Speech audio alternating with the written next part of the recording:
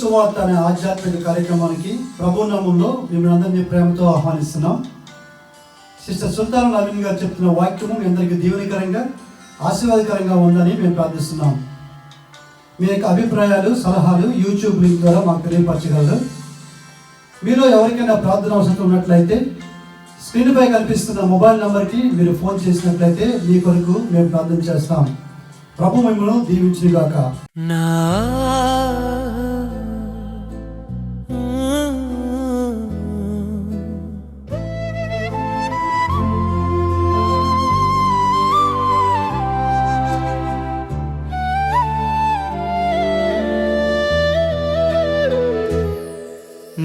ఆత్మగాన సుందర గీతిక, నా స్వరమండల సితార స్వరమలిక. నా ఆత్మగాన సుందర గీతిక, నా స్వరమండల సితార స్వరమలిక. సృష్టిలోని తోలి పలుకే సిలువలో పలుకుల ధ్వనులై వజమెత్తి వేదన పడేనా. భూతలమునే కప్పేనా నా యేసు ప్రేమయ నా స్వామియా. సృష్టిలోని తోలి పలుకి సిలువలో పలుకుల ధ్వనులై ధ్వజమెత్తి వేదన పడేనా. భూతలమునే కప్పేనా నా యేసు ప్రేమయ నా స్వామియా.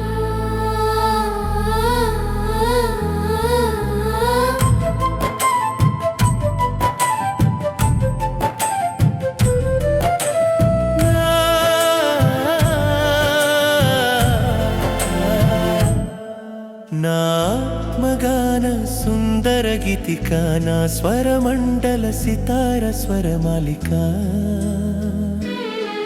నా ఆత్మగాన సుందర గీతిక, నా స్వరమండల సితార స్వరమాలిక. కృప కనికర సంపన్నుడా యేసు ప్రేమ జలువై విసరిన నీ నీతి దారలు జీవప్రదమై పారెనా.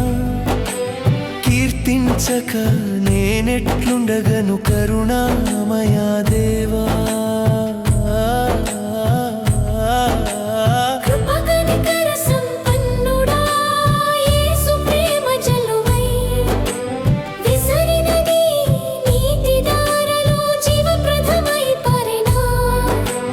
కీర్తించక నేనెట్లుండగను కరుణామయా దేవా. నా ఆత్మగాన సుందర గీతిక, నా స్వరమండల సితార స్వరమాలిక. నా ఆత్మగాన సుందర గీతిక, నా స్వరమండల సితార స్వరమాలిక. అంతకుముందు జూమ్ మీటింగ్ లో మాట్లాడినటువంటి ఒకటో కొరింథీ రాసిన పత్రిక 11వ అధ్యాయంలో సగం ధ్యానించుకుందాం, సగం ధ్యానించుకోలేదు కాబట్టి అది ఇప్పుడు మాట్లాడుకుందాం.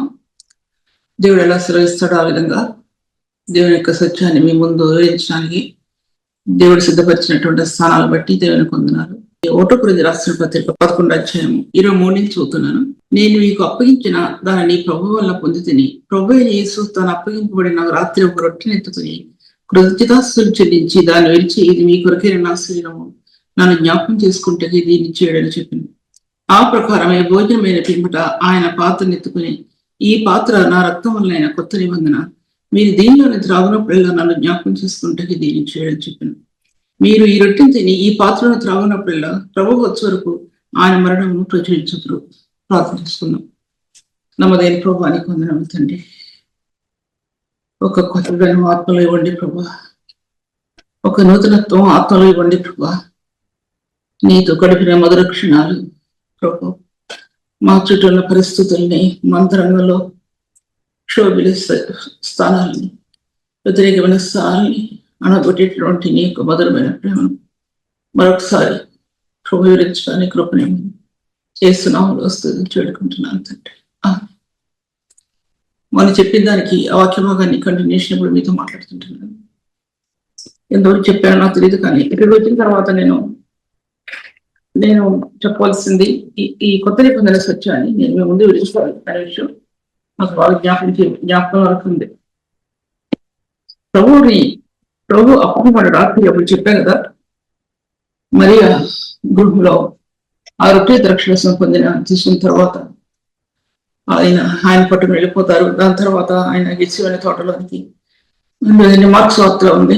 దాని తర్వాత ఆయన చెప్పాడు, నేను మార్క్ అనే చిన్న బిడ్డ 4 వస్త్రాలు ధరించుకుని రావటం, అతను పట్టుకోబోగా అతను జారు విడిచి వస్త్రాలని పారిపోవటం ఆ విషయాలని మీతో మాట్లాడాను.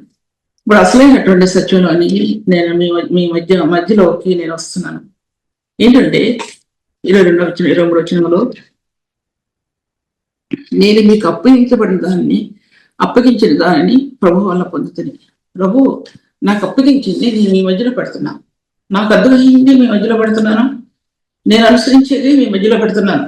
అది ఎక్కడో తెచ్చి కొనుక్కుంది కాదు, నా హృదయంలో ఉన్నది మీ మధ్యలో పెడుతున్నా. ఒక చోట ఒక ఆదివారం వచ్చిందంటే స్తుతి ఆరాధనలో హృదయం ఎలా నిలబడుతుందంటే, ప్రార్థన చేస్తే స్తుతి చేసిన తర్వాత నా విషయం వారు అంతట్లో కూడా స్తుతి అర్పణలో హృదయంలోనికి వచ్చిన తర్వాత ఆదివారం రాత్రి తెల్లవారుతుండగా శనివారం రాత్రి తెల్లారిన తర్వాత ప్రార్థనలో ఒక స్తుతి మాట వస్తుంది హృదయంలో. అది నా ఆరాధనకి చాలా ప్రాముఖ్యమైనటువంటిది. అది పరిశుద్ధమైన సన్నిధిలో వేదనతో ప్రార్థన చేస్తున్నప్పుడు ఒక మాట హృదయంలోకి వస్తుంది. అది నేను రాసే పాటకి పల్లవి అది. జీవమైన దేవుని సన్నిధిలో వాక్యం ప్రకటించడానికి ఒక రోజు కాదు, ఎన్నో రోజుల నుంచి సిద్ధపరచుకున్న వాక్యాలు కూడా నా పుస్తకాలు అలాగే ఉన్నాయి. ప్రభు యొక్క పిలుపు కోసం నేను ఎదురు చూస్తున్నాను. ఏంటంటే ఎక్కడ వాడుకుంటాడో ఆ పిలుపులో ఆ నిరీక్షణ, ప్రభు ఆ పిలిచిన పిలుపులోకి నా హృదయం నిలబడి ఉంది. ఎందుకంటే ఎన్నో వాక్య భాగాలు సిద్ధం చేసుకుని ఇక్కడనే పెట్టుకుని ఉంటున్నాను. అందుకోసం మొట్టమొదటిగా విషయాలు మీతో మాట్లాడుతుంటున్నాను. నేను మీకు అప్పగించిన దాన్ని ప్రభు వల్ల పొందితిని. నేను మీకు అప్పగించేది చెప్పేది నా తండ్రి వల్ల నేను పొందాను అంటున్నాడు ఇక్కడ దేవుడు. ప్రభు యేసు నన్ను సూచన వాడు నా తండ్రిని సూచిన్నాడు అని నేను మీతో నిశ్చయంగా చెప్తున్నాను అన్నాడు. దాంట్లో వాక్య భాగంలో 17వ అధ్యాయం దీని యోహాను సువార్తలో, తండ్రి నువ్వు అప్పగించిన పని నేను సంపూర్ణంగా నెరవేర్చాను అన్నాడు. అక్కడ అద్వితీయ సత్యదేవుడు నిన్ను నీ నిరుడి నిత్య జీవము అన్నాడు ప్రభు. అక్కడ తండ్రి మనం ఎలా ఏకమై ఉన్నామో వారు కూడా మనలో ఏకమై ఉండవాలని అన్నాడు. అక్కడ వారు మనలో ఏకమై ఉండాలని ఆయన శరీరాన్ని రక్తాన్ని మన కొరకు అప్పగించాడు ప్రభు. చాలా ప్రాముఖ్యమైనటువంటిది. ఈ రొట్టె ద్రాక్షరసాన్ని మనం జ్ఞాపకం చేసుకుంటున్నాం అంటే ఆయన మరణాన్ని జ్ఞాపకం చేసుకుంటున్నాం అనమాట. ఆయన మరణాన్ని జ్ఞాపకం చేసుకుంటూ దేవుని సన్నిధిలో నిలబడిన విషయాన్ని నేను మీతో మాట్లాడుతుంటున్నాను. ఆయన మరణాన్ని ప్రకటించడానికి, ఆయన మరణంలో నా జీవాన్ని ప్రకటించడానికి మనం నిలబడి ఉంటున్నాం. తిమోతి రాసిన పత్రిక, ఆయన మరణం నిరర్ధకం చేసి జీవం అక్షయతను స్వార్థ వలన వెలుగులోకి తీసుకొచ్చాడు. ఆయన స్వార్థ అనేది అక్షయమైనది, ఈ లోక సంబంధమైనది కాంది వెలుగులోకి తీసుకొచ్చింది. దేవుడు వాక్యం తీసుకొచ్చింది, ఆయన ఆత్మ తీసుకొచ్చింది, ఆయన మరణం తీసుకొచ్చింది. ప్రాముఖ్యంగా ఈ మరణం అనగా ఆయన శిలువ యొక్క మరణం అనేది, ఆయన విమోచన మార్గం అనేది దేవుని గ్రంథంలో, విమోచన ధర్మం అనేది మాటలు ఎన్ని బైబిల్ గ్రంథంలో దేవుని గ్రంథంలో చాలా ప్రాముఖ్యమైనగా నిలబడ్డాయి. ఇది కనుక ఒక హృదయానికి సెంటర్ పాయింట్ లేకపోతే సేవలో ఆత్మ వర్ధిల్లడానికి సాధ్యపరచబడదు. ఈ ప్రభు అయిన దేవుడు క్రీస్తు, ఆయన అభిషేక్తుడు, ఆయన ఒక వ్యక్తిని అభిషేకించడానికి అనే విషయం మీతో ఒక మాట మాట్లాడాలి. ఆయన ఆత్మచేత మనల్ని అభిషేకించాలంటే మన హృదయం ప్రభు సన్నిధిలో ఎంతో యథార్థంగా, నిర్దోషంగా, నిష్కళంకంగా ఉండాలి. అందులో ఏ విధమైన కీడు కానీ, అందులో ఏ విధమైన అపవిత్రత కానీ, అపవిత్రత కీడు లేదని నేను చెప్పలేను. కానీ ఒక చిన్న తలంపు వచ్చినా సరే దేవుని సన్నిధిలో అది విడిచిపెట్టవలసిన అవసరం ఉంది విశ్వాసానికి. లేకపోతే ఆత్మ వర్ధిల్లదనే విషయం మీతో మాట్లాడుతుంటున్నాను. నేను దేవుని వాక్య భాగాలు చూసినట్లయితే, నేను మీకు అప్పగించబడిన దాన్ని నాకు అప్పగించింది ప్రభు వల్ల నేను పొందాను అంటున్నాడు ఆయన. ఎందుకంటే ఆయన వెళ్ళిపోతున్నాడు పరలోకాన్ని, శిలువానుభవంలోకి వెళ్ళిపోతున్నాడు ఆయన. ఈ శిష్యులకు ఇంకా అర్థం కావట్లేదు అన్నమాట అర్థం. ఇప్పుడు మనం తీసుకునే రొట్టె ద్రాక్షారసం అనేది కూడా ఇందులో చూపించబడతా ఉంది దేవుని వాక్య భాగాల్లో. తర్వాత అది దాన్ని విరిచి అన్నాడు ఆయన, ఇది మీ కొరకే నా శరీరము, నన్ను జ్ఞాపకం చేసుకుంటే దీన్ని చేయడు అని చెప్పింది. ఇది మీరు జ్ఞాపకం చేసుకోండి. ఎందుకంటే ఇది నా శరీరం, ఇరువబడిన నా శరీరం. ఒక పరిశుద్ధుడు అనబడిన వ్యక్తి ఇరువబడిన ఆ శరీరంలోనికి పదే పదే తాగుతాడు ఆయన శరీరాన్ని. కారణం ఏంటంటే తన అపవిత్రత అంతా కూడా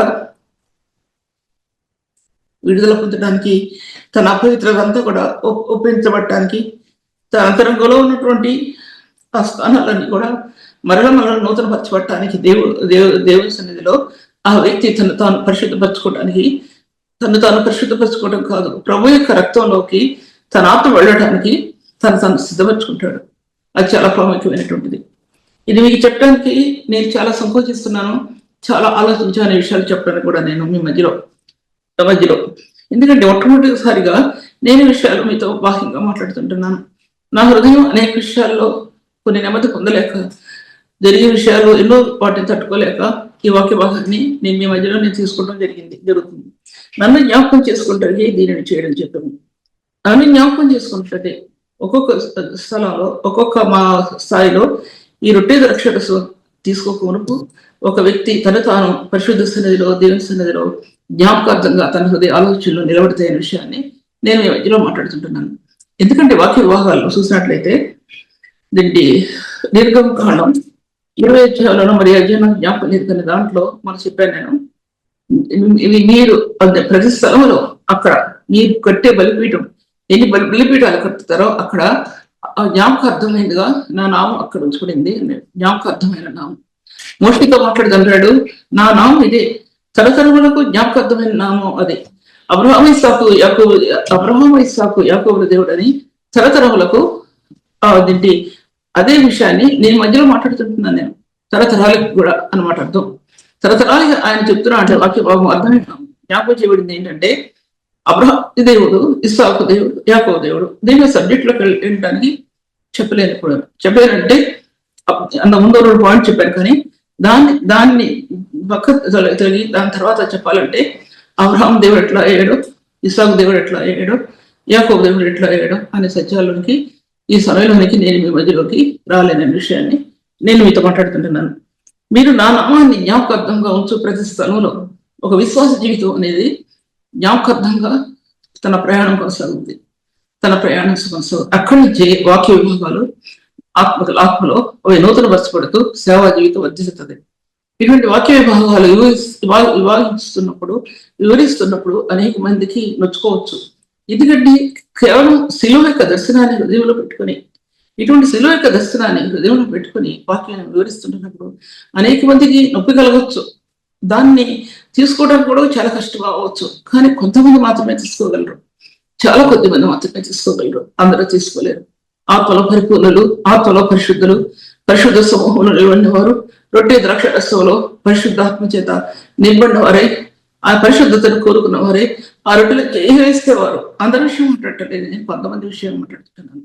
అందుకడ విమర్శనాత్మకమైన వాక్యం కాదు, కానీ హృదయం తను తాను దేవుని సన్నిధిలో పరీక్ష చేసుకోవాలని ప్రభు ఈ విషయాలు మీతో మాట్లాడుతుంటున్నాను. ఈ విధంగా మీతో నేను మాట్లాడిన ఈ విషయాలు సత్యాలన్నీ రేపు బయటకు వస్తాయి. కానీ ఎంతమంది దాన్ని తీసుకుంటున్నారు, ఎందుకు తీసుకోవట్లేదు? కారణం ఏంటంటే ఇది అవసరం లేదు ఎవరికి కూడా. ఇటువంటి వాక్యం ఎవరికి అవసరంలా, పరిశుద్ధంగా చేయవేయబట్టం అనేది ఎవరికి అవసరంలా, పరిశుద్ధులుగా జీవించండి అంటానికి ఎవరికి అవసరం లేదు, పరిశుద్ధాత్మతో నింపబడి ప్రార్థన చేయండి అంటే ఎవరికి అవసరం లేదు. ఇవన్నీ అవసరం లేదు. లోపల ఉన్నటువంటి అన్ని సంఘంలోకి వచ్చేసాయి. ఇప్పుడు సంఘం తలుపు తడుతున్నాయి. లోపల ఉన్నటువంటి కార్యాలు, లోపల ఉన్న పవిత్రత, లోపల ఉన్న వేషాలు, లోపల ఉన్నటువంటి డాన్సులు, లోపల ఉన్నటువంటి భరతనాట్యాలు అన్ని సంఘం యొక్క తలుపు పడుతున్నాయి. పరిశుద్ధులారా ఒకసారి యోచించుకోండి. పరిశుద్ధ స్థానాల్లో నిలబడవలసిన దేవుని వాక్యం ఇప్పుడు ఎక్కడుంది? సంఘాన్ని విడిచిపెట్టి వెళ్ళిపోతున్నాడు దేవుడు. ఒకసారి ఆలోచించుకోండి. కొంతమంది హృదయాల్లో ఆ పరిశుద్ధమైన దేవుడు నివాసం ఉన్నాడు. అటువంటి పరిశుద్ధులు సంఘంలో ఉన్నారనే విషయాన్ని కూడా నేను మీతో మాట్లాడుతుంటున్నాను. జ్ఞాపకార్థంగా ఉంచు ప్రతిస్తాను. నేను మీ దగ్గరికి వచ్చి నేను ఆశీర్వదిస్తాను. ఆ జ్ఞాపకార్థంగా ప్రభు కోసం కట్టినటువంటి ఆ బలిపీఠాన్ని దేవుడు ఆశీర్వదిస్తాడంటే ఆయన సాక్ష్యం అక్కడ ఉంటుంది. మన వాక్యం చెప్తుంటే ఆయన సాక్ష్యం అక్కడ ఉంటుంది. ఆయన సాక్ష్యం లేకుండా వాక్యం బోధిస్తే అది ఒట్టి బోధ అయిపోద్ది, అది నామకార్థమైన బోధ అయిపోద్ది. నీ హృదయ అంతరంగంలో ప్రభువుని కలిగినటువంటి ఆ జ్ఞాపకార్థ గడియలు, ప్రభు ప్రేమలో ఏకమైన నీ హృదయం అక్కడ లేకపోతే ఈ సమస్యలన్నీ విడిచిపెట్టి, ఈ బాధలన్నీ విడిచిపెట్టి, నీకు ఎదురయ్యే వాటిని విడిచిపెట్టి ప్రభు యొక్క ప్రేమలో నీ హృదయాన్ని కుమ్మరించుకునేటువంటి గడియలు అవి కనుక నీ హృదయంలో లేకపోతే నీ ఆత్మీయ జీవితం వర్ధిల్లదు అనే విషయాన్ని ఖండితంగా మీతో నేను చెప్తుంటున్నాను. తర్వాత ఆ ప్రకారమే ఆయన భోజనమైన పిమ్మట పాత్రను ఎత్తుకుని, ఈ పాత్ర నా రక్తం వల్లైనా కొత్త నిబంధన, మీరు దీనిలో త్రాగునప్పుడల్లా నన్ను జ్ఞాపకం చేసుకుంటుంది దీన్ని చేయడని చెప్పింది. కొత్త నిబంధన నూతన రెండు అనేది అది నిబంధన మార్గం. మళ్ళీ ముందు నుంచి మళ్ళీ చెప్తాను, అది నిబంధన చేసినటువంటి స్థానాలు. పాత నిబంధన నుంచి కొత్త నిబంధన వరకు ఆ మార్గాలు, నిబంధనతో కూడిన రక్తం యొక్క మార్గాలు, ఆ మార్గాలు పాత నిబంధన నుంచి కొత్త నిబంధన వరకు ఆయన నిబంధన చేశాడు. తన రక్తంతో కడుగుబడిన వ్యక్తికి ఆయన నిబంధన చేశాడు. చదువుకోండి ఆదికాండం నుంచి. ఆదికాండం ఆ రక్తం నిబంధన నూతన నిబంధనలో ఎలా పరిపూర్ణత చెందిందో, యుగయుగాల్లో ఆయన రక్తం శిలువ యొక్క సంపూర్ణత ఎలా దాచిపెట్టబడిందో కొలస్సీ రాసిన పత్రిక 1 అధ్యాయం 19, 18, 19, 20 చూడండి. సర్వసంపూర్ణత అందులో నివసించవాలని శిలువ రక్తం చేత సంధి చేసి శిలువ ఎలా దాచిపెట్టబడిందో, నువ్వు పాత నిబంధనలో ఎలా దాచిపెట్టబడిందో అన్ని చాలాసార్లు చెప్పాను కాబట్టి చేయడానికి కుదరదు. ప్రవక్తల నోట, పరిశుద్ధుల నోట, రాజుల నోట, రాజులు అంటే సొలొమోను రాజు కావచ్చు, దావీదు రాజు కావచ్చు, వారి నోట సిద్ధింపు చేసిన దేవుని వాక్యం, రారాజుగా ప్రభు ఆయన ఎలా వస్తాడో అనేది సిద్ధింపు చేసిన ఆయన వాక్యం ఏ విధంగా నూతన నిబంధన యొక్క ప్రవచనాలకి పాత నిబంధన యొక్క మార్గాలు ఎలాగో సపోర్ట్గా నిలబడ్డాయో అది సంపూర్ణతలో నిలబడినటువంటి స్థానాలు అన్నమాట. ఆ విషయం మీ మధ్యలో మాట్లాడుకుంటున్నాను. తర్వాత చూసినట్లయితే కనుక పరిశుద్ధులు అనబడిన వారు జ్ఞాపకార్థమైనటువంటి విషయం అనేది 3-4 పాయింట్స్ మీ మధ్యలో పెట్టుకున్నాను, కానీ చెప్పే కొద్దికి దాంట్లో మీతో మాట్లాడతాను. జ్ఞాపకార్థమైన నిబంధన, జ్ఞాపకార్థంగా ఉంచు ప్రతి స్థలంలో ఒక వ్యక్తి జీవితం ఎప్పుడు సాఫ్ట్ గా నడవాలని ఎప్పుడు ఉండదు. ఒక పరిశుద్ధుని జీవితంలో హెచ్చు తగ్గులు ఉంటాయి, చాలా ఉంటాయి హెచ్చు తగ్గులు. అత్యున్నతమైన స్థాయిలో వెళ్ళిపోతాడు. క్షమాపణ నిమిత్తం చెల్లించబడిన నిబంధన రక్తం కోసం పరిశుద్ధుల మీద పాదాల మీద పడతాడు. రెండవది పరిశుద్ధ పాదాల మీద పడతాడు. మూడవది ఏంటంటే అతి పరిశుద్ధమైన స్థలం ఎదుర్కొంటూ తన ఆత్మ అంగలారుస్తుంది. అది మూడో విషయం. సంపూర్ణమైన పరిశుద్ధుడు, పరిపూర్ణమైన పరిశుద్ధుడు తన అంతరంగ జీవితంలో ప్రభు యొక్క పవిత్రమైన పరిశుద్ధమైన స్థానాన్ని అందుకోవడానికి అతి పరిశుద్ధమైన స్థలంలో ప్రధాన యాజకుడు ఎక్కడ నిలబడ్డాడో అలాగా తన హృదయం అంతరంగంలో గంటలు కట్టుకుని ఆ స్వరాలు మధురమైన స్వరాలు కానివ్వండి, ధ్వనించే స్వరాలు కానివ్వండి, ఆ గంటలు కట్టుకుని పరిశుద్ధమైన స్థలం నిలబడేటువంటి సేవకులు కొద్దిమంది మాత్రమే ఉన్నారు. ఎందుకంటే అది చాలా మందికి తెలియదు. అది ఎందుకు తెలియదు అంటే పరిశుద్ధమైన స్థానాలు పూర్తి చేయగలిగితే అతి పరిశుద్ధమైన స్థానాలలో నిలబడతారు. పరిశుద్ధమైన స్థానాలు పూర్తి చేయలేకపోతే అతి పరిశుద్ధమైన స్థానాల్లో పూర్తి చేయబడవు. ఎందుకు మీకు ఎలా తెలుసు అని నేను అడిగితే, నేను ఎన్నోసార్లు చెప్పాను కాబట్టి ఆ విషయాలు నేను చెప్పడం కుదరదు. అతి పరిశుద్ధమైన స్థానం కోసం నా మంగళార్చన ప్రారంభించింది. 1 దినం కాదు, 2 దినాలు కాదు, 2 సంవత్సరాలు అంగళార్చన 2 సంవత్సరాలు. ఈ రహస్య జీవితం నా ప్రభువు ఇచ్చిందండి. రహస్యాలు దేవునికి చెందని, ఎవరికి చెందలేదు. ఎందుకు పరిశుద్ధ జీవితం గురించి అంత ప్రార్థించారంటే కారణం ఏంటంటే రివల్యూషన్ మొట్టమొదమైపోతుంది. రివల్యూషన్ లో పరిశుద్ధమైన సత్యాల్లో అపవిత్రత నిలబడుతున్నట్టు నాకు కనబడుతుంది. అపవిత్రత దీనికోసం దేవుని సన్నిధిలో ప్రార్థన చేయడం మొదలుపెట్టాను. అతి పరిశుద్ధమైన స్థానానికి అప్పుడు అతి పరిశుద్ధమైన స్థానంలో జ్ఞానం ప్రకాశించడం చూడగలిగాను.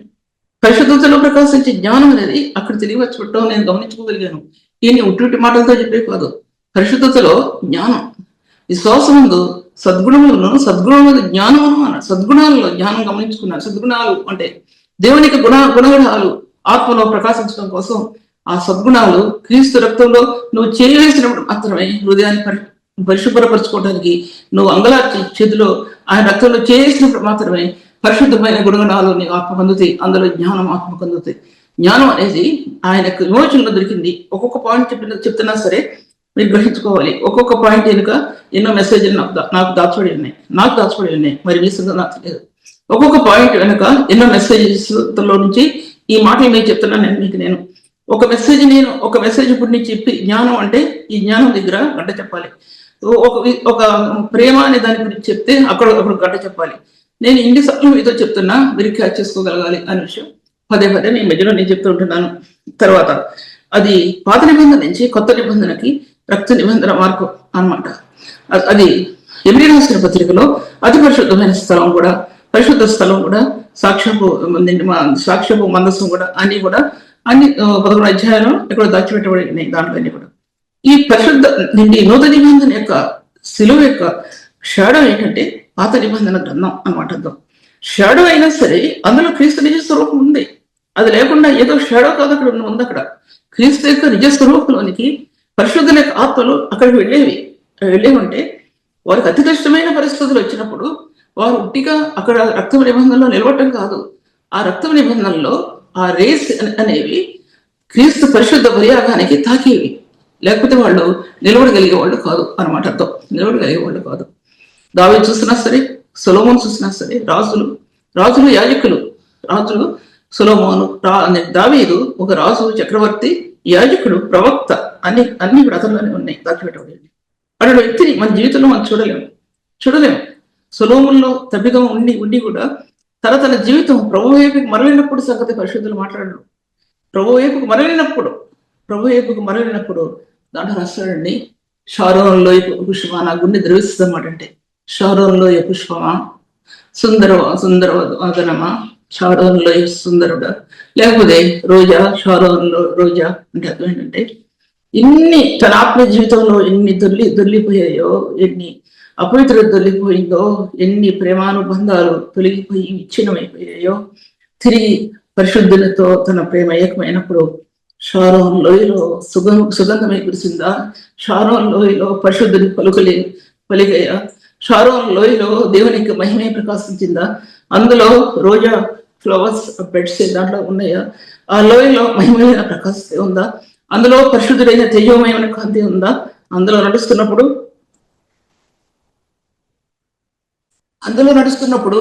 తన పాప జీవితాన్ని అంతటిని కూడా దేవుడు ముందుగానే నిర్మూలన చేశాడు. అందులో అటువంటి మహిమ కలిగిన స్థానాల్లో అంటాడు, షారోనులో రోజా, షారోన్ రోజా, నా రోజా, షారోన్ రోజా, నా ప్రభు. ఎనిగిది లోయలో ఉన్నటువంటి కర్పూర సుగంధం దావీదుది, షారోన్ లోయలో రోజా సుగంధం సొలొమోనుది. అర్థం చేసుకోండి. దానికి ఎన్నో మెసేజ్ ఇస్తుండే, దానికి కూడా అది నా టాపిక్ అది కాదు కాబట్టి అని చెప్పడానికి కుదరదు. అటువంటి అనుభవంలో నీ ఆత్మ వేదన పడకపోతే, ఆత్మ ప్రవశించకపోతే, దేవుని మహిమ యొక్క ప్రకాశం నీకు దొరకకపోతే, సేవలో ఎక్కడ దొరుకుతుందండి? ఎవరిని కొట్టాలో కొడతారు, ఎవరిని తిట్టాలో తిడతారు, ఎవరిని ఎక్కడ అణచాలో అణుస్తారు, ఎవరిని ఏ మూల పెట్టాలో పెడతారు, ఉన్నతమైన స్థానంలో వారిని నిలబడినెవరు. కారణం ఏంటంటే వారి ఆత్మీయ స్థితి సరైన విధంగా లేదు అనమాట. వారి ఆత్మీయ జీవితం సరైన విధంగా లేదు అనమాట. అర్థం నేను గ్రహించగలిగింది. ఇంకేముందేమో అని నాకు తెలియదు, నేను గ్రహించగలిగింది. ఆత్మీయ జీవితాల్లో ఎన్నో విషయాలను కూడగొట్టుకుని ఉన్నాయి. ఒకటి కాదు, రెండు కాదు. పరిపూర్ణమైన వ్యక్తి, పరిశుద్ధుడైన వ్యక్తి, దేవుని ముందు నిలబడిన వ్యక్తి తన సంఘం క్షేమాన్ని కోరుకుంటాడు. అది మాత్రం నెంబర్ 1 అనమాట. దేవుని వాక్య భాగాల్లో ఆ గుర్తులు ఏంటంటే, ఆ గుర్తులు మన హృదయంలో ఎక్కడెక్కడ ఉన్నాయో జ్ఞాపకార్థంగా అవి దేవుని సన్నిధిలో నిలబడతాయి. ఆయన ప్రభు వచ్చినప్పుడు, మనం వాక్యం బోధిస్తున్నప్పుడు కానీ, ప్రభు మనతో మాట్లాడుతున్నప్పుడు కానీ అక్కడ ఆగిపోతాం. మనం ఎందుకు ఆగిపోతాం అంటే, నీ రహస్య జీవితంలో ప్రభు నీతో మాట్లాడిన మాటల్లో, ఆ జ్ఞాపకార్థంగా నిలబడిన మాటల్లో ప్రభు యొక్క సాక్ష్యం, నీకు పరిశుద్ధాత్మ యొక్క సాక్ష్యం నీ నిలబడి ఉంటుందనే విషయాన్ని నేను మీతో మాట్లాడుతుంటున్నాను. ఇంకా ముందుకు వెళ్తాను. దాని ముందు నీకు చెప్పలేకపోతున్నాను. ముందు వెళ్తాను. ఏంటంటే, పరిశుద్ధులు చుట్టూ కూడుకుని ఉంటారు. అంటే కొంతమంది సంఘాలు చూశాను, చుట్టూ నిలబడతారు, కూర్చుంటారు. అది నేను హెబ్రోన్లో చూశాను. హెబ్రోన్ అంటే నేను బహ్రెయిన్లో ఉన్నప్పుడు అక్కడ చిన్న సంఘం, హెబ్రోన్ సంఘం. దాంట్లో నేను కొత్తగా వివాహం వెళ్ళాను. అక్కడికి వాళ్ళందరూ కింద వల్లబెట్టి చిన్న టేబుల్ మీద చుట్టూ పరిశుద్ధులు కూర్చుంటారు. అదొకటి చెప్తున్నాను మీకు, అంతే. కూర్చుంటారు, కుర్చీలో కూర్చొని ఉండి, అది కాదు నేను చెప్పేది, కూర్చోలేని కుర్చీలో కూర్చుంటారు. ఆ విషయాన్ని, ఆ డిఫరెన్స్ ఇప్పుడు నేను మీతో మాట్లాడుతున్నా. అందరు కూర్చొని, అందరూ ఎంతమంది ప్రభువుని కలిగి ఉన్నారో అందరూ దేవుని స్తుతిస్తారు. స్తుతించి అక్కడ స్తుతించిన తర్వాత ఆ చేరుట్లు వేస్తారు. అది కొత్త అనుభవం. అప్పుడు నాకు కొత్త అనుభవం అంటే, అప్పటి వరకు మా నాన్నగారు అండర్లో ఉన్నాను. తర్వాత వివాహం నేను అక్కడ వచ్చిన తర్వాత అది నాకు కొత్త అనుభవం అని చెప్పాలి. పరిశుద్ధులు అనబడిన మాటకి చెప్తాను మీకు. పరిశుద్ధులు ఆ యొక్క హోలీ ఫీస్ట్ అంటే పరిశుద్ధమైనటువంటి ఫీస్ట్ అంటే మరి దానికి అసలు ఒక మాట ఉంది దానికి. ఫీస్ట్ అంటే విందు ఆరగించడం అనేది. విందు ఆరగించడం మామూలు భోజనం కాదు. పరిశుద్ధులు విందు ఆరగించేస్తాను. ఈ లోక సంబంధమైన విందు వాటి గురించి చెప్పట్లా. పరిశుద్ధులు విందు ఆరగించేస్తాను. ఆ విందులో ఆయన ఏం ఇస్తాడో, ఏ కృపా మహధైర్యం ఇస్తాడో, పరిశుద్ధ ఐశ్వర్యం ఇస్తాడో, నీ హృదయానికి ఆత్మలో నువ్వు పరిశుద్ధపరచబడేది ఆ రొట్టెలో చేసినప్పుడు నీ ఆత్మకు ఎటువంటి స్థానాలు ఇస్తాడో అది నువ్వు తర్వాత ఎరుగుతావు. అప్పుడు ఎరగవు ఆ స్థానంలో ఎరగవు. చాలా మంది తెలియకుండానే చేయి వేసేస్తారు. ఏం బోధ వినకుండానే చేయి వేసేస్తారు. ఆ బోధ కూడా మనకు అక్కడ ఏం వినపడదు. నేను చాలా చోట్ల చూస్తాను, బోధ అక్కడ ఏం వినపడదు. అదేదో హోలీ ఫిస్టా లేదా ఏంటి అది అర్థం చేసుకోవాలి. హోలీ ఫిస్టా లేదా ఇంకేంటిది ఆలోచించాల్సిన విషయం. అనేక కాపుర్లో ఆలోచించిన విషయం. అల్పురాలైన నేను మాట్లాడతాను, కానీ నా గుండె మండుతుంది చెప్పడానికి. కనుక నేను చెప్పి తీరవలసిందే ఈ విషయాన్ని. మీరు వినకపోయినా నేను చెప్పి తీరవలసిందే. దేవునికి లేకపోతే నేను జవాబు చెప్పుకోవాల్సిన అవసరం ఉంటుంది దీంట్లో విషయాన్ని. ఆ హోలీ ఫీస్ట్ ని అనుభవించిన పరిశుద్ధులు, అందులో ఐక్యత ఉంది, ప్రేమానుబంధం ఉంది, పరిశుద్ధత ఉంది, పరిశుద్ధుల్లో కుమ్మరించిన నీతి ఉంది, పరిశుద్ధుల్లో కుమ్మరించబడిన మహిమ ఉంది. ఈ మహిమైన స్థానాలు ఆ హోలీ ఫీస్ట్ లో పరిశుద్ధులు అందుకుంటారు. కన్నీటిలో వారి చేతులు ఆ రొట్టెలు వేస్తారండి. నాకు తెలియపరిచిన సత్యం అది. హోలీ ఫీస్ట్ అనేది మత సంబంధమైనది కాదు. అది చెప్పాలంటే మతాన్ని ఎత్తి చూపించేది కాదు. అది పరిశుద్ధమైనటువంటి స్థానం. అది పరిశుద్ధులు తేజరెడ్డే స్థానం, పరిశుద్ధులు ఉన్నతమైన స్థలాల్లో నిలబడే స్థానం, పరిశుద్ధమైన స్థాయి హృదయాన్ని రూపాంతరపరిచే స్థానం, ఒక స్థానం నుండి ఇంకో స్థానంలోనికి ఆత్మ వెళ్ళే స్థానం. అది పొందినవాడి తప్ప అందరికీ తెలియదండి. అది తెలియదు. నేటి దినాల రక్షణ అంటే ఏంటో తెలియని వారికి, నిజమైన ఆత్మలో రక్షణ లేని వారు, బాప్తిసం పొందిన వారికి ఇటువంటి తెలియవండి. ఇది నామకార్థమైంది అనుకుంటున్నారు, నామకార్థమైన కార్యాలు అనుకుంటున్నారు. రక్షణ లేని వారికి ఇవేమో అర్థం అవ్వవు. రక్షణ గురించి బోధించే నాదుడే లేరు. ఇప్పుడు ఆత్మలో ప్రభావితమైన సత్యాన్ని, పరిశుద్ధాత్మిక సత్యాన్ని బోధించే నాయకులే లేరు. ఇప్పుడు ఎడ మీద లెక్క పెట్టాలి. నీ హృదయంతో ప్రభుత్వం కనిపిస్తున్నటువంటి ఆ ప్రేమను బంధాన్ని వివరించే వ్యక్తి లేరు. ఎందుకంటే ఈ లోక ప్రేమలతోనే నలిగిపోతున్నారు. పరిశుద్ధుని ప్రేమతో నలిగిన హృదయం ఆ యొక్క జీవామృతాన్ని వెదగలుగుతుంది. పరిశుద్ధుని ప్రేమతో నలిగిన హృదయం ఆ జీవాన్ని తీసుకొస్తుంది. ఆ జీవం ఉందో లేదో ఒక్కసారి మన హృదయాలు మనం చూసుకోవాలని, పరీక్ష చేసుకోవాలని దేవుని సన్నిధిలో మీ సహోదరిగా మీతో మాట్లాడుతున్నాను. అధికారిగా కాదు, గొప్పదానిగా కాదు, పరిశుద్ధరాలిగా కాదు, ఏమీ లేని దానిగా, నేనేమీ లేని దానిగా, వాడబట్టడానికి యోగ్యత లేని దానిగా, దేవుని సన్నిధిలో నిలబడటానికి యోగ్యత లేని దానిగా, అటువంటి యోగ్యత లేని దానికి ప్రభు ఈ స్థానాలు ఇచ్చినందువలన మేము మిమ్మల్ని బ్రతిమలాడుకుంటాం. జ్ఞాపకం చేసుకోవాల్సింది. దేవుని వాక్య భాగాల్లో చూసినట్లయితే ఈ పాత్ర నా రక్తం వల్ల కొత్త నిబంధన, మీరు దీనిలో త్రాగినప్పుడల్లా నన్ను జ్ఞాపకం చేసుకుంటాకే దేని చేయడం చెప్పారు. మనం మొదటికి వస్తున్నాం. నన్ను జ్ఞాపకం చేసుకోవటానికి మీరు చేయండి. ఎందుకంటే ఈ పరిశుద్ధమైనటువంటి స్థానాలు పరిశుద్ధులకు ఇవ్వాలని ప్రభు ఆశించాడు. హృదయం నూతనపరచబడకపోతే, హృదయంలో నూతనత్వం అందుకోకపోతే వారు ఎక్కడున్న చోట అక్కడే ఉంటారు. ఈ పాపం చుట్టేసుకుంటది. పాపాన్ని ఖండించకపోతే పాపం నుంచి విడుదల పొందవు. నిన్ను విడుదల పొందనివ్వదు. నీ కాళ్ళ దగ్గరే, నీ చేతుల దగ్గరే, నీ గృహంలోనే, నీ కళ్ళలోనే నిన్ను చుట్టుకుంటది.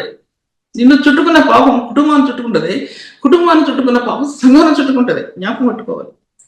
ఈ పాపాన్ని తప్పించుకోవడం ఎవరి తరం కూడా కాదు. ఈ భూలోకం అంతా కూడా మహిమల స్థానాలతో నింపడినటువంటి భూలోకం, ఆదాము యొక్క అతిక్రమంలో పాపం యొక్క స్థానాలతో ఈ భూలోకం ముందు అనాది కాలంలోనే అది నిర్మించబడుతూ వచ్చింది. ఇప్పుడు చేసిన పాపం కాదు. అనాది కాలంలో చీకటి లోయల్లో ఉన్నటువంటి భూమి, అంధకారమయమైనటువంటి భూమిని చీకటి పట్టుకోవటానికి, చూడటానికి కూడా లేనటువంటి ఆ అంధకారం, ఆయన కలవరి రక్తం ఆ భూగోళాన్ని అనాది కాలంలోనే ఆ జలంలో మధ్య ఆయన వేదన పడినటువంటి శిలో స్వరూపం భూమికి, ఆకాశానికి నిచ్చెనిస్తుంది. అదండి నిచ్చెన. అది నిచ్చెనిస్తుంది. ఆ నిచ్చెన ఎవరు చూశారంటే యాకోబు చూశాడు. ఆ నిచ్చెన పరిశుద్ధులు చూశారు. వలయాలు ఎవరు చూశారంటే పరిశుద్ధులు చూశారు. కానీ ఇప్పుడు పరిశుద్ధులు చూడలేకపోతున్నారు. ఆ వలయాలు కట్టిన కట్టడాలు, యెహోవా జలాల్లో కట్టినటువంటి ఆ యొక్క కట్టడాలు, ఆకాశ మండలాల్లో కట్టినటువంటి ఆ కట్టడాలు, అవన్నీ కూడా బైబిల్ గ్రంథంలో ఉన్నాయి. అదేంటి హెబ్రీ రాసిన పత్రికలో ఆయన ఆకాశ మండలం గుండా వెళ్ళిన ప్రధాన యాజకుడు కట్టడాలు కట్టుకుంటున్నాడు. ఇంకో ఓడు ఉంది అక్కడ. అగవరి జలాల్లో కట్టడాలు కట్టాడు ఆయన. సామెతల గ్రంథంలో 8వ అధ్యాయంలో ఉంది. ఇలాగా ప్రభు ఈ భూమిని తను స్వాధీనపరచుకుంటా ఏమీ లేదు, ఆయన చేతిలోనే ఉంది. భూమి అంతా కూడా. భూమి మీద తన స్తంభాలు కట్టాడండి పరిశుద్ధాత్మ దేవుడు. వాడిని క్రీస్తు యొక్క కలవరి స్తంభాలు ఈ భూమి మీద కట్టాడు. అనాది కాలంలోనే కట్టాడు. మహిమ కలిగిన స్తంభాలు కట్టాడు ఆయన. జ్ఞాపకం చేసుకోవాల్సింది, అది ఈ లోకానికి కనపడదు.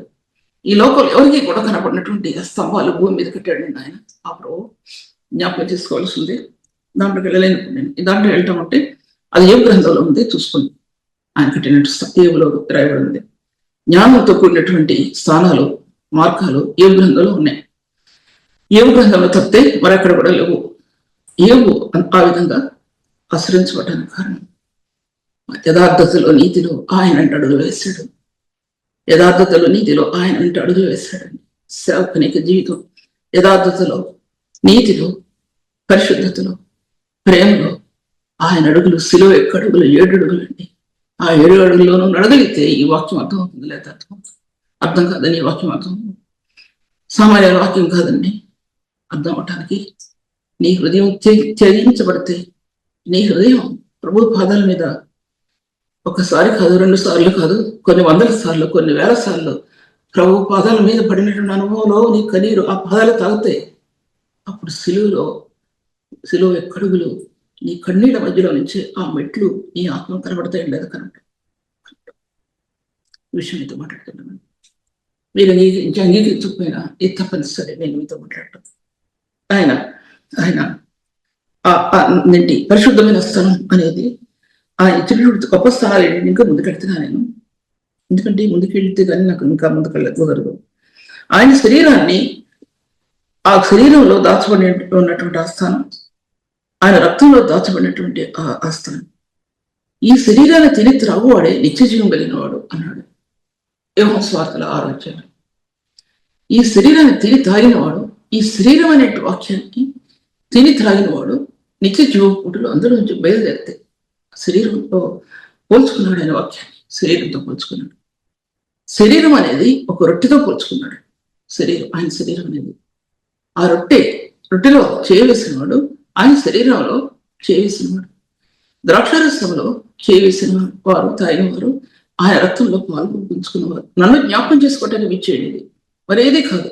సిలువ వేయబడినటువంటి నా యొక్క స్వరూపాన్ని జ్ఞాపకం చేసుకోవటానికి మీరు చేయండి. ఎందుకంటే శిలువ స్వరూపం ముందు ఎవరు నిలబడలేకపోయారు. దుష్టులు, దుర్మార్గులు, పాపాత్ములు, కఠినాత్మలు నేల పడిపోయారండి శిలువ ముందు.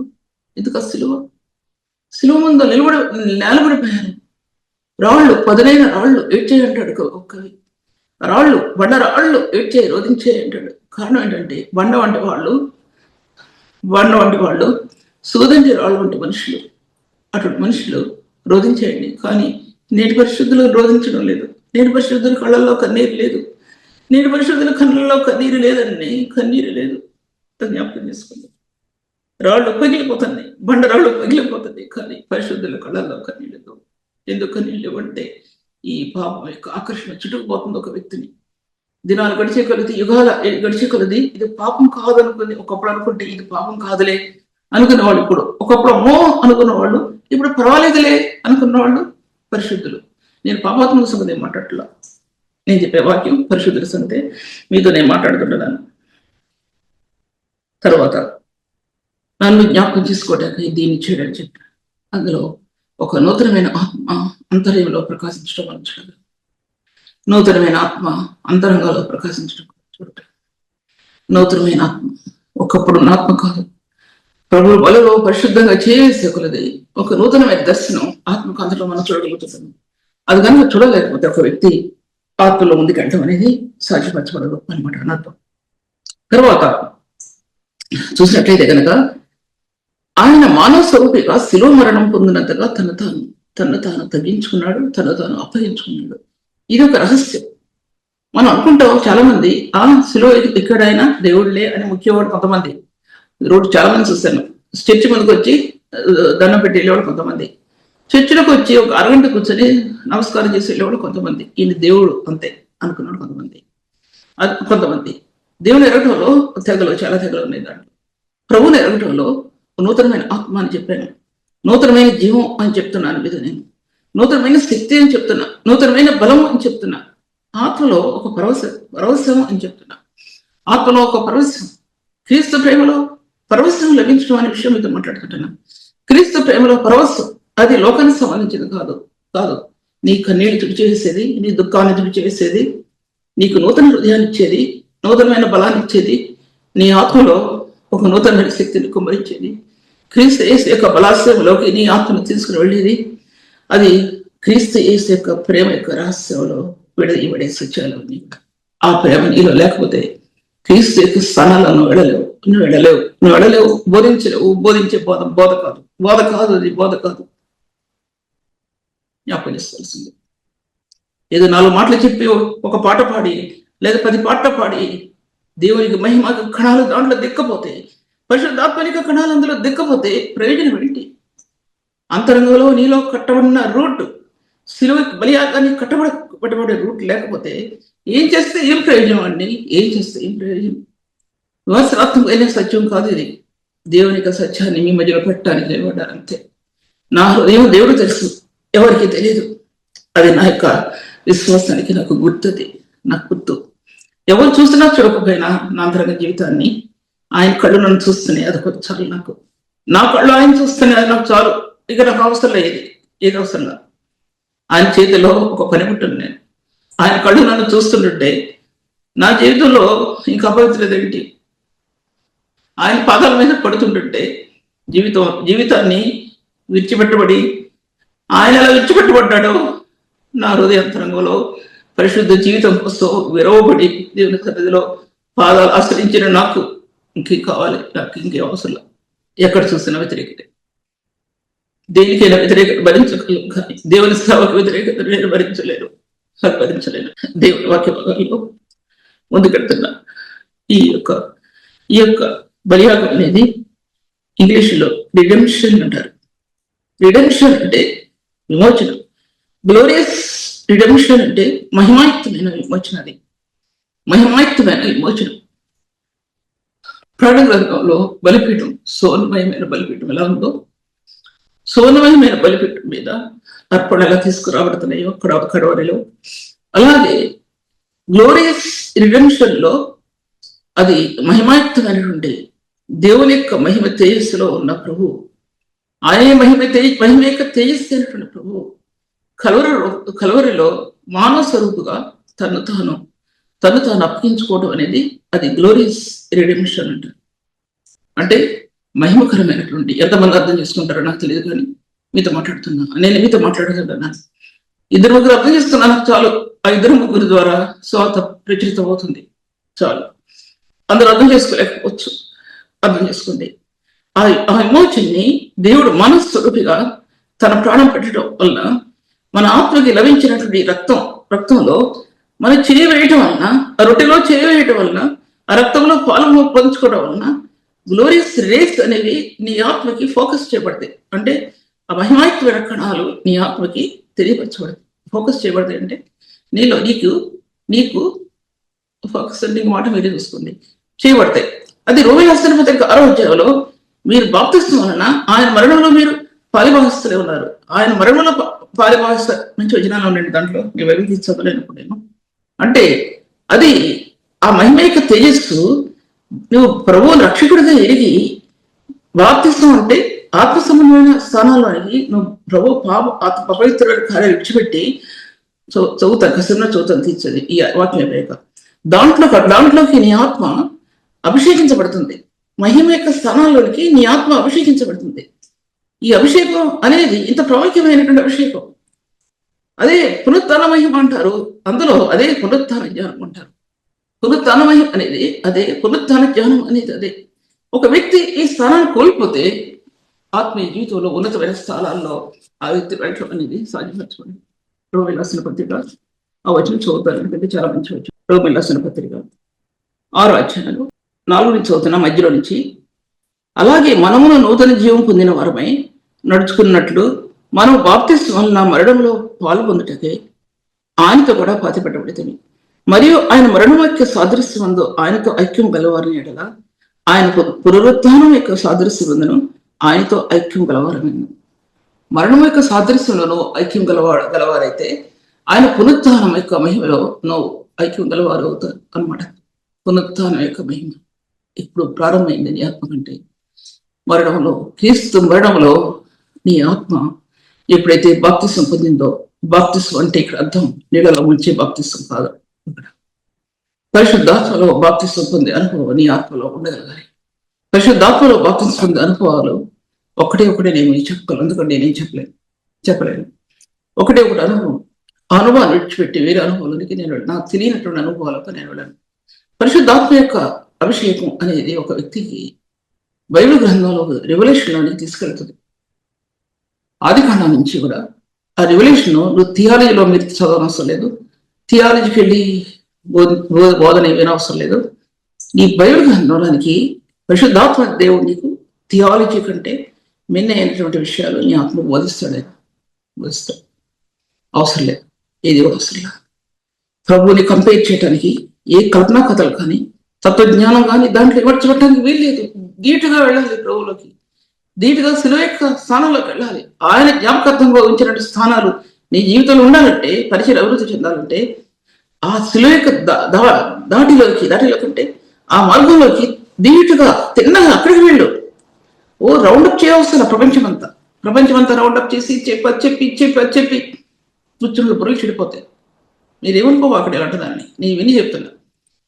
ధీటుగా ఆత్మ ఇచ్చే బోధ, ఆత్మ అనుగ్రహించే బోధ, పరిశుద్ధాత్మ నీకు అనుగ్రహించే అభిషేకం, నీ ఆత్మ పవిత్రతగా పరిశుద్ధాత్మలో నీ ఆత్మ అనుగ్రహించే బోధ, ఆ బోధలోనికి నీ ఆత్మ వెళ్ళాల్సమా? అలా వెళ్ళకోకుండా ప్రపంచమంతా తిరుగుదరదు. వాళ్ళకి తెలియవచ్చే మాటలో ప్రపంచమంతా తిరిగి ఒక చిన్న, నేను చెప్పకూడదండి, ఒక చిన్న వస్తువు తెచ్చాడు వాళ్ళ మీద పడేయటం అంతే, చిన్నదే. దాంట్లో విలువలు ఉండవు. శిలువ విలువైంది. శిలువలో ప్రకాశించి దివ్యమైన శక్తి, శిలువలో ప్రకాశించే మహిమైకమైన శక్తి, పునరుత్థాన మహిమైక శక్తి. హెబ్రీ పత్రికలో దేవుని మహిమైక తేజస్సు, ఆ కాంతి ఒక్క రేణువైన ఆత్మలో ప్రకాశించిందా? ఒక్క రేణు ఆత్మలో ప్రకాశించిందా? అంతా మనకి ప్రకాశించదు. చిన్న రేణు టచ్ అవటం అనేది క్రీస్తు రక్తంలోనే అది పోగొట్టుకుంటావా? విలువైంది. ఆ విలువైన స్థానాన్ని పోగొట్టుకుంటావా? పరిశుద్ధ రక్తంలో చేయవేయవలసినటువంటి మనం ఆ రక్తం యొక్క పునరుత్థాన మహిమ అందులో ఇమిడి ఉందని ఎంతమంది తెలుసు? ఆ రక్తం యొక్క విలువలు దేవుని యొక్క మహిమ యొక్క తేజస్సులో నుంచి, గ్లోరియస్ రిడెంప్షన్ నుంచి ఆత్మకి అది ఆత్మలో ప్రభావితం అవుతుందని ఎంతమంది తెలుసు? అర్థం చేసుకోవాల్సిన విషయం ముందుకెళ్తున్నాను నేను. అందులో నూతనమైన శక్తి కానీ, నూతనమైన బలం కానీ, నూతనమైన జీవం కానీ, నూతనమైన ప్రేమ కానీ, పరిశుద్ధాత్మని యొక్క ప్రేమ కానీ, అంతరాత్మలో పరిశుద్ధాత్మని ప్రేమను కలుసుకున్నటువంటి నీ హృదయ అంతరంగంలో పరిశుద్ధత రెండో ఏకమై కన్నీరు ఉన్నీరు ఏడుస్తుందని. అంతరంగంలో ఉన్న పరిశుద్ధుని ప్రేమను కరుగని ఆ నూతనమైన శక్తిలో, నూతనమైన ప్రేమలో ఆయన హృదయం మీద పడి అంతర్యం కార్చే కన్నీరు అంతలేని కన్నీరు కాదు. పరిశుద్ధుడైన ప్రభువుని ఎదుర్కొని నువ్వు పరిశుద్ధతలో నువ్వు ఏకమై పరిశుద్ధత కోసం నువ్వు అంగలార్చి, పరిశుద్ధత కోసం అతి పరిశుద్ధమైన స్థలాల కోసం అంగలార్చి ఆ ప్రభువుని చూచినటువంటి నీవు ఆ పరిశుద్ధ స్థానాలలో ఆయన మహిమను చూపించినప్పుడు ఈ హృదయాంతరంగం ఆయన హత్తుకొని కార్చి కన్నీరు సంఘానికి కావాలండి. అది కావాలి సంఘానికి. ఉట్టుట్టి కన్నీరు, ఉట్టుట్టి కవులు కాదండి. ఉట్టుట్టి కవులు, ఉట్టుట్టి కన్నీరు, ఉట్టుట్టి పాటలు అయిన అవసరం లేదు. జ్ఞాపకం చేసుకోవాల్సింది. దేవుని సన్నిధిలో అటువంటి స్థానం ఒక హృదయం లేకపోతే ఆత్మలో పరిపూర్ణత చెందలేని విషయాన్ని నేను మీతో మాట్లాడుతున్నాను. ఆత్మ యొక్క పరిపూర్ణత, రక్తం యొక్క పరిపూర్ణత, జ్ఞానం యొక్క పరిపూర్ణత, ఆ విషయాలు ఎన్నోసార్లు వాట్సాప్ మీటింగ్లో మాట్లాడాను. కానీ ఇప్పుడు మాట్లాడినా కొత్తగానే ఉంటుంది, కానీ పాతవి రావు. నాకు ఎప్పుడు కూడా పాతవి రావు. అది ప్రభు ఇచ్చిన కృప నాకు అంతే. కానీ ఇప్పుడు మాట్లాడటానికి కుదరని విషయం అది. తర్వాత చూసే హెబ్రీ పత్రికలో 10వ అధ్యాయంలో 19-20 వరకు ఆయన దాంట్లో రాయబడిందంటే, ఆయన మన కొరకు ప్రతిష్ఠించిన మార్గమున, అనగా నూతనమైన జీవం కలిగిన ఆయన శరీరమును తెర ద్వారా ఏర్పరచబడేదైన మార్గమున ఆయన రక్తం వలన పరిశుద్ధ స్థలమునందు ప్రవేశించుటకు మార్గం తెరవబడింది. 10వ అధ్యాయం 19-20 వచనాలు. ఆయన మన కొరకు ప్రతిష్ఠించిన మార్గం. ఆయన మన కొరకు ప్రతిష్ఠించిన మార్గం. ఏ మార్గం? మన కొరకు ప్రతిష్ఠించిన మార్గం. ఎబ్రీ పత్రిక అపోస్తలుడైన పౌలు రాస్తూ, నూతనమైనది, జీవం కలిగినది, ఏదైనా ఆయన శరీరమైన తెర ద్వారా క్రీస్తు రక్తం ముందు ఆ పరిశుద్ధ స్థలంలోకి మార్గం తెరవబడింది. క్రీస్తు రక్తం నందు విశ్వాసం ఉంచడం చెప్పడం సులువు అనుగా కాదు. చెప్పడం సులువే, కానీ నేను చెప్పడం నాకు సులువు కాదు. ఇది రక్త నిబంధనలో హృదయం అల్లాడుతూ చెప్పే మాటలు ఇవి. నేనేదో టూకీగా చెప్పే మాటలు మాత్రం ఇవి కావు. టూకీగా మీకు ఏదో బోధించే బోధ కాదు. నా అంతరంగంలో ప్రభు ఇచ్చిన పరిచర్యను, పరిశుద్ధమైన పరిచర్యను మీ ముందు చెప్తున్నాను అంతే. అంతే. ఎంతమంది అంగీకరిస్తారా? అంగీకరించండి. దేవుని సన్నిధిలో జ్ఞాపకం చేయబడి ఈ పరిచర్య ఎంతమంది లోబడతారా? లోబడండి. అంతరాత్మని పరిశుద్ధ చేసుకోవడానికి ఈ పరిశుద్ధ రక్తం రేపు సాక్ష్యం ఇస్తుంది. ఈ హృదయాంతరంగంలో ఈ పరిశుద్ధ రక్తాన్ని ఎవరు కోరుకున్నారో, దాని ఎందు ఏ హృదయం పరిశుద్ధపరచబడిందో ఈ రక్తం సాక్ష్యం ఇస్తుందని సత్యాన్ని మీ మధ్య చెప్తాను. అందుకోసం మీరు ఈ రొట్టెలో చేయిస్తున్నప్పుడు, ఈ పాత్రలో చేయిస్తున్నప్పుడు నన్ను ఒకసారి జ్ఞాపకం చేసుకోండి. ఆయన రక్తపు నిబంధనని ఒక్కసారి జ్ఞాపకం చేసుకోండి. కింద రాస్తాడండి, ఎవడు అయోగ్యంగా తన రొట్టె తిననో, ఆ మాట చదవటానికి భయమే, చెప్పడానికి భయమే. ఎవడు అయోగ్యంగా ప్రభు యొక్క రొట్టెలో చేస్తాడో జాగ్రత్త పడాలని చెప్పాడు. దాంట్లో ఆ మాట నేను చెప్పలేనండి. నేను చెప్పలేను. ఎందుకంటే ఎవరు ఈ లోకంలో పరిశుద్ధులు లేరు. చెప్పడానికి కూడా నాకు ఎంతో భయం కలుగుతుంది ఆ విషయాన్ని. ఏ చిన్నది మనస్సాక్షిలో కల్మషము తోచకుండానట్లు ప్రోక్షించబడిన హృదయం గల వారును నిర్మలమైన ఉదకంతో స్నానం చేసిన వారుడే. మరి ఎక్కడుందో అది నాకు జ్ఞాపకం హెబ్రీ పత్రికలో ఉందేమో. పూర్తి సెంటెన్స్ కూడా మీకు చెప్పలేదు నేను. మనస్సాక్షికి కల్మషం తోచకుండానట్లు, కల్మషం మనస్సాక్షి కల్మషం మోపడానికి వీలేదు. మన మీద జాగ్రత్త పడవలసింది. మనం అనాలోచితంగా ఉన్నా సరే మన మనస్సాక్షి మన మీద దోషం మోపుద్ది, సాక్ష్యం చెప్పుద్ది. ఆ విషయం మర్చిపోద్ది. తర్వాత వాక్యభావంలో చూసినట్లయితే అందులో ఆ రిడెంప్షన్ అంటే ఆ ఇమాజిన్లో గ్లోరియస్ మహిమాయుక్తమైన రిడెంప్షన్ లో అందులో గ్లోరియస్ రేస్ దాంట్లో ప్రకాశిస్తుంది. అది ఒక సేవకునికి అది చాలా ప్రాముఖ్యం. అది ప్రకాశించేది ఆయన ఇమోజన్లో అంటుకట్టబడిన వ్యక్తికి ఆయన రక్తం ద్వారా పునరుత్థాన మహిమ తెరవబట్టడం ద్వారా ఇవి ఆత్మకి ఫోకస్ చేయబడుతున్నాయని చెప్పారు. బైబిల్ గ్రంథంలో 3-4 ప్రధానమైనవి ఉన్నాయి. దాంట్లో ఒకటి ప్రేమ అనేది చాలా మహిమాయుక్తమైంది. కలవరి ప్రేమ అనేది మహిమాయుక్తమైంది. ఒకటి మహిమాయుక్తమైన ప్రేమ కలవరి ప్రేమ. ఆ మహిమాయుక్తమైన ప్రేమ కలవరి ప్రేమ అంటే ఈ లోక సంబంధమైనది కాదు. ఈ లోక సంబంధమైన ప్రేమ అయితే ఇప్పుడు అనుసరించి మరోసారి అనుసరించరు. కానీ ఇది మహిమాయుక్తమైనది. గ్లోరీస్ లవ్ అంటే పరమందు ఉన్నటువంటి ప్రేమ భూమికి దిగొచ్చింది. అనాది కాల సంకల్పంలో ఎఫెసీ పత్రికలో అది కృపామహిమే నిలబడింది. కృపామహిమ నిలబడిందంటే ఆ మహిమ కృపతో కూడినటువంటిది. ఆయన కలవరి స్తంభాలకి ఒక స్తంభం ఏంటంటే మహిమ కలిగిన స్తంభం, కృపతో కూడిన స్తంభం ఏంటంటే కృపామహిమ. ఆయన కలవరి శిలువకి నిలబడినటువంటి స్తంభం ఒక స్తంభం. అది ఇందాక అడుగుల గురించి చెప్పారు. అడుగుల్లో ఎలా ఉన్నాయో నీతి, పరిశుద్ధత, కృప, కరికరాలు ఎన్నో చెప్పాను. దాంట్లో అది కూడా రెండోసారి చెప్పలేనంటే నా హృదయాన్ని ప్రభు సన్నిధిలో ఏకమైనప్పుడు వచ్చే వాక్యం మరొకసారి దాన్ని నేను రిపీట్ కూడా చేయడానికి సాధ్యపరచగలదు అనే విషయం మీ మధ్యలో నేను మీతో మాట్లాడుతుంటాను. ఆ విధంగా వాక్య విభాగాల్లో ఇప్పుడు చెప్పేది నేను దాంట్లో ఆ జీవం డిస్టర్బ్ అయిపోయిన క్షణాలు అందులో మహిమాయుక్తమైన కృప నిలబడింది. ఒక ధ్వజస్తంభంగా నిలబడింది. అలాగే మహిమాయుక్తమైన ప్రేమ ఒక ధ్వజస్తంభంగా నిలబడింది. కలవరి ప్రేమలో ఆ 2 స్తంభాలు ఇంకా 5 స్తంభాలు ఉన్నాయి. ఇప్పుడు నేను ఆలోచించుకుని చెప్పాకో అది ప్రభు శరీరం వేలాడిపోయిందండి. వేలాడి రక్తం నీళ్ళ వలె పారబోయబడింది. ఆయన రక్తం నీళ్ళ వలె పారబోయబడిందని బైబిల్ గ్రంథంలో ఉంది. కీర్తనలోనే ఇక్కడ ఉంది. నీళ్ళ వలె పారబోయబడిందంటే ఆ రక్తం యొక్క విలువ అంత విలువ ఉంది. పాప క్షమాపణ నిమిత్తము చిందించబడిన నిబంధన రక్తం. ఆదిమ కాలంలో అంటే ఆయన మార్కు, యోహాను, లూకా సువార్తలు రాసిన విధంగా ఆయన శిలువ మరణం తర్వాత చనిపోయిన వారు లేపడ్డారు, బ్రతుకుపడ్డారు, స్వస్థత లభించి ఎన్నో ఘనమైన అద్భుతమైన జరిగినాయి, ఆశ్చర్యకరమైన కార్యాలు జరిగినాయి. అదేంటి చాలా విలువైనటువంటి కార్యాల ద్వారా సువార్త ప్రపంచంలో విస్తరించడం ప్రారంభించింది. జ్ఞాపకం చేసుకుంటే అలాంటిది ఇప్పుడు జరుగుతుందంటే కొన్ని చోట్ల జరుగుతుంది, అన్నిల్లో చాలా చోట్ల జరుగుతుంది. విశ్వాసులకి ఎలా ఇచ్చాడంటే దేవుడు ప్రభువునందు విశ్వాసం ఉంచడం ద్వారా ఎన్నో ఆత్మలో ఎన్నో జరిగినటువంటివి ఉన్నాయి, శారీరకంగా జరిగినటువంటివి కూడా ఎన్నో ఉన్నాయి. కాదని ఎలా చెప్తాను కానీ మనసుతో దాని మీదే పెట్టి నేను అని ఎక్కడ చూపించకుండా ప్రభు మహిమకు అప్పగించవలసింది పరిశుద్ధులు, ప్రభు మహిమలైన స్థానాలకు అప్పగించి విజ్ఞాపన చేయవలసింది పరిశుద్ధులు అన్నమాట అర్థం.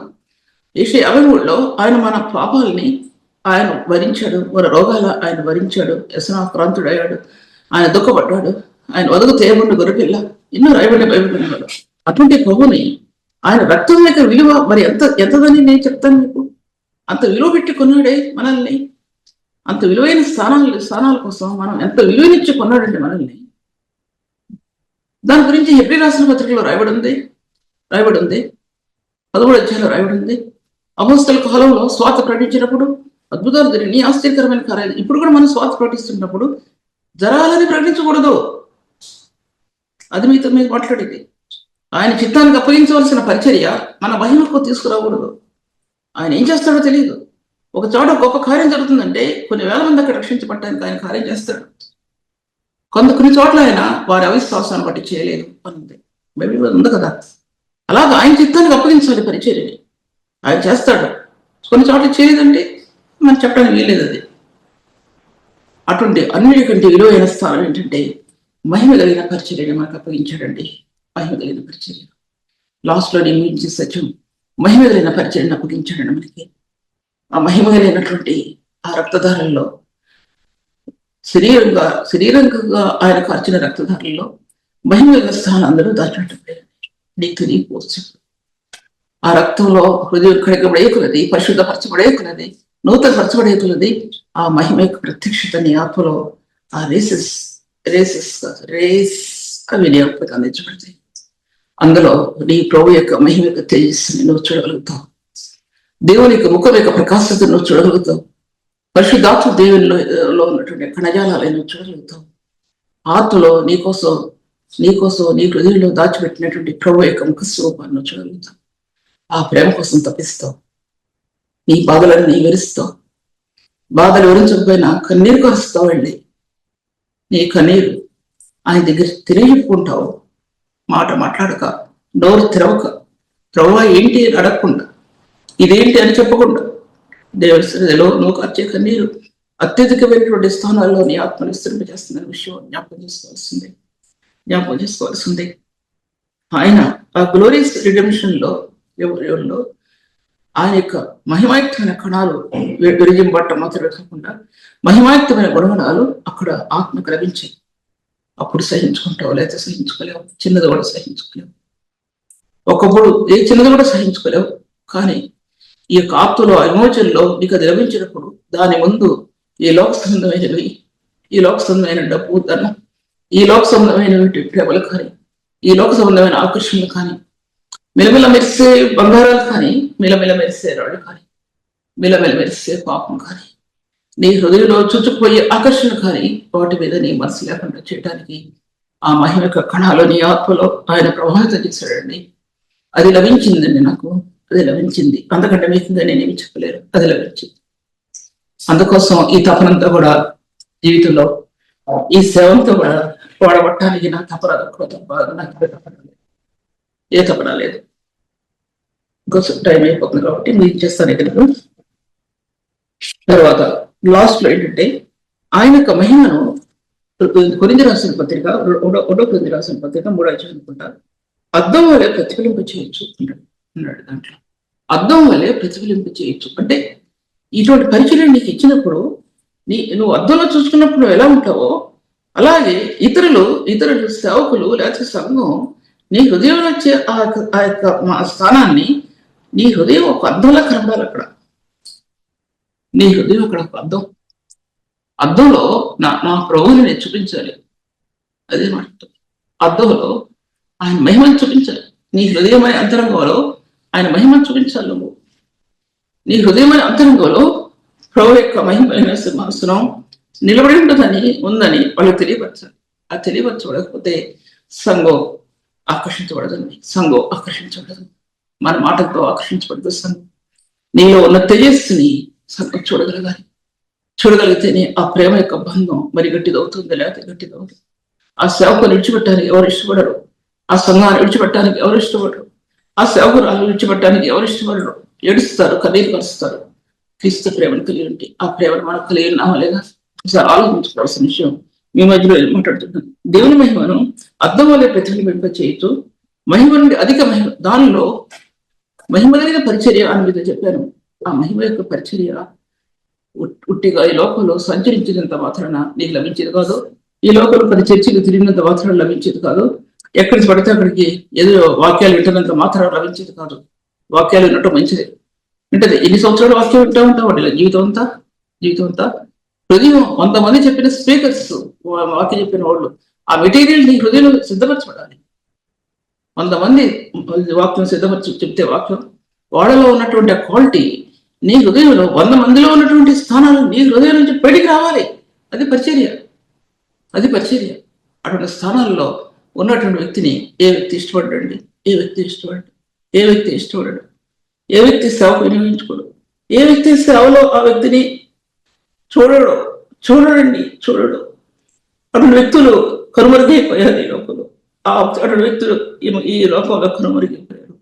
పరిశుద్ధుని ప్రేమని వెంబడిస్తూ ఆ శిలువ అడుగు వేసే సేవకులు గుర్తించగలిగేవారు ఆ ప్రభు ఒక్కడే. ఆయన తప్పితే ఎవరు గుర్తించలేరు. ఆయనే పరిశుద్ధుడైన ప్రభు. ఆయన అటువంటి మహిమను, అధిక మహిమను నీ గుండెలో నుంచి, నీ అంతరంగంలో నుంచి చూపించగలుగుతుంటున్నావు ప్రభు. ఈ వాక్యాన్ని దీవించగలరు. దేవాన్ని కొందరు తండ్రి, జీవాధిపతమైన దేవ, నీ పాత్రలో చేయవలే వాళ్ళు ఎవరు తండ్రి?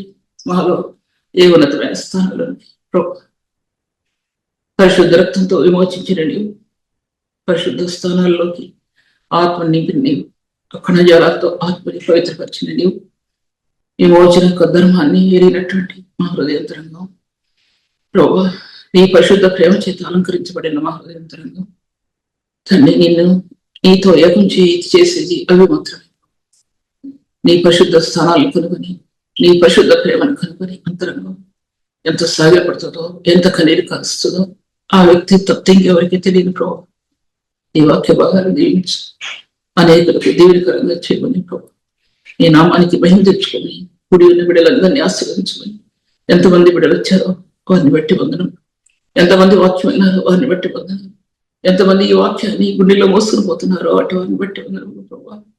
కొద్దిమంది అయినా విని స్వార్థ సేవలోని వాక్యాన్ని ప్రకటించగలి వారిగా ఆశీర్వదించమని.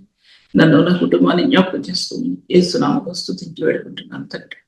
ఎంతవరకు సిస్టర్ సుల్తాన్ నబీ గారి వాక్యం ఆత్మలో ఆనందించి దేవుని మేలు పొందాలని నమ్మి దేవుని స్తుతిస్తున్నాం. మీ యొక్క అభిప్రాయాలు కామెంట్స్ ద్వారా మాకు తెలియపరచండి. Please like, comment, share and subscribe. God bless you all.